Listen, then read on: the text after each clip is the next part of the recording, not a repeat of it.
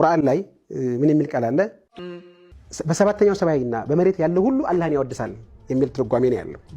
ለምሳሌ ሰባተኛው ሰማይ ላይ ልክ እንደ ካዕባ ቤተል ማዕሙር የሚባል አለ። መልአኮች ጧፍ የሚያደርጉት ቦታ አለ። 70,000 መላእክት በየቀኑ ጧፍ ያደርጉታል።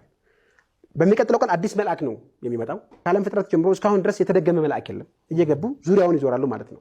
ከቁርአን እንደምንረዳው በሰማያትና በምድር ያለና በመካከል ያለው ሁሉ አላህን በዚህ መንገድ ያወድሳል የሚል ነው የቁርአኑ ትርጉም። የዚያም ትርጓሜው ሲተነተን በጠቅላላ ከትንሹ አተም ጀምረን እስከ ግዙፉ ዩኒቨርስ ድረስ አላህን እኛ ጧፍ በምናደርግበት አቅጣጫ ባይዘው ጧፍ የሚደረገው አንቲ ክሎክዋይዝ ዳይሬክሽን ወይም ካውንተር ክሎክዋይዝ ዳይሬክሽን በሰዓት ተቃራኒ አቅጣጫ ነው ጧፍ የሚደረገው።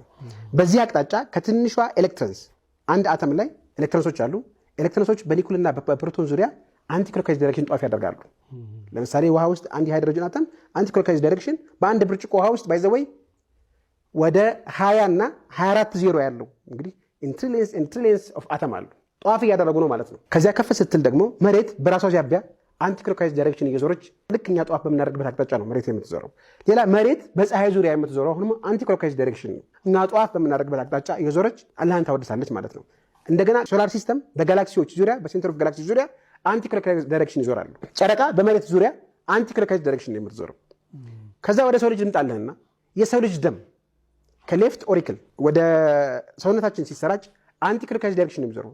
አሁን እኔ ቁጭ ብዬ ደሜ ጧፍ እያደረገ ነው ወይም አላህን እያወደሰ ነው ማለት ይቻላል።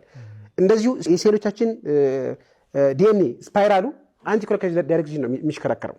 ስለዚህ በዓለም ላይ የምናያቸው ነገሮች ሁሉ አንቲ ክሎክዋይዝ ዳይሬክሽን አላህን እንዲያወድሱ ተደርገው የተዘረጉና አላህም ይህን በቁርአኑ የጠቀሰው ነው። ለምሳሌ ስካይ ስክራፐር ወይም ትላልቅ ሰማይ ጠቀስ ህንፃዎች ሲሰሩ ደረጃቸው የሚሰራው አንቲ ክሎክዋይዝ ዳይሬክሽን እንዲሆን ተደርጎ ነው። ምክንያቱም ከሰው ልጅ ደም ጋር አንድ አይነት ሲሆን ለሰው ልጅ ተስማሚ ሲሆን፣ እንዲሁም በተቃራኒ ሲሰራ ያዞራል ቶሎ ይላሉ። ብዙ ነገሮችን ብናስተውል ሩጫ ውድድርን ብንመለከት ለምሳሌ ሯጮች የሚሮጡት አንቲ ክሎክዋይዝ ዳይሬክሽን ነው። ኔቸር ዲዛይን የተደረገችው አላህን በምናወድስበት አቅጣጫ በአንቲ ክሎክዋይዝ ዳይሬክሽን ነው ማለት ነው።